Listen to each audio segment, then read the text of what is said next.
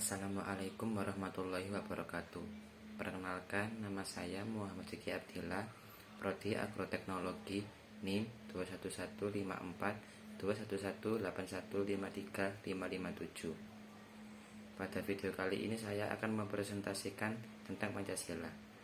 Sejarah lahirnya Pancasila berawal pada tanggal 29 Mei hingga 1 Juni 1945, di mana saat itu Badan Penyelidik Usaha-Usaha Persiapan Kemerdekaan Indonesia atau dikenal BPUPKI mengadakan sidang pertama untuk membahas dasar negara. Sidang tersebut dilaksanakan pada gedung Jo Sangiin di Jalan Pejambon nomor 6 Jakarta, yang sekarang biasa dikenal dengan Gedung Pancasila. Setelah itu, BPUPKI membentuk panitia kecil yang disebut Panitia 9 untuk merumuskan kembali Pancasila sebagai dasar negara, yang anggotanya antara lain Insinyur Soekarno, Muhammad Hatta, Mr. Amar Ramis, Abhigusno Tjokrosyoso, Abdul Karim Zakir, Agus Salim, Ahmad Subarjo, Wahid Hasyim, dan Muhammad Yamin. Setelah melalui berbagai proses persidangan, akhirnya rumusan Pancasila berhasil dirumuskan dan dicantumkan dalam pembukaan Undang-Undang Dasar 1945. Akhirnya Pancasila berhasil disahkan dan dinyatakan resmi sebagai dasar negara pada sidang Panitia Persiapan Kemerdekaan Indonesia atau yang disebut PPKI pada tanggal 18 Agustus 1945.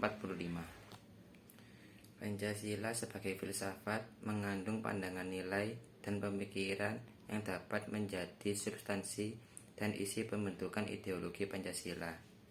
Filsafat Pancasila dapat didefinisikan refleksi tentang Pancasila sebagai dasar negara dengan tujuan untuk mendapatkan pokok-pokok pengertiannya yang mendasar dan menyeluruh.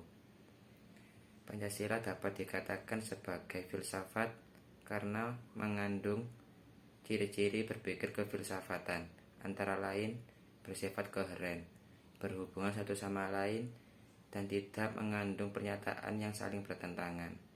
Bersifat menyeluruh, Pancasila dapat mewadahi semua kehidupan dan dinamika masyarakat di Indonesia.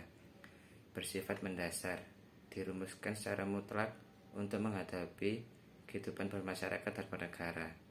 Bersifat spekulatif, Pancasila dapat dibuktikan kebenarannya melalui serangkaian diskusi dan dialog panjang pada sidang BPUPKI dan PPKI.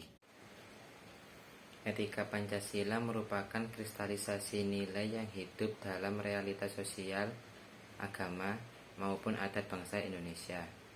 Nilai-nilai Pancasila bersifat universal dan dapat diterima oleh semua pihak.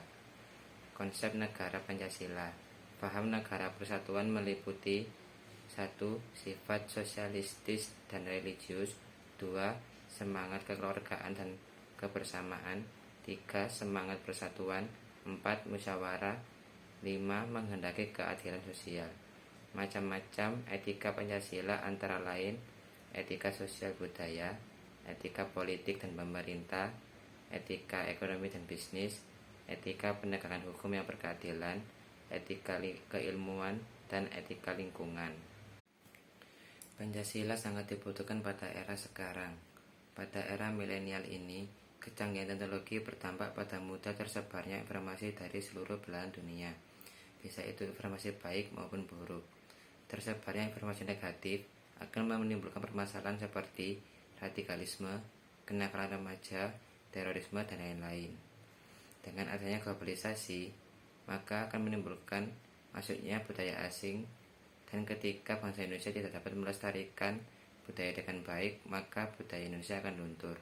Selain itu, perubahan perilaku pada masyarakat Indonesia juga menjadi permasalahan, seperti konsumenisme, hedonisme, dan individualisme.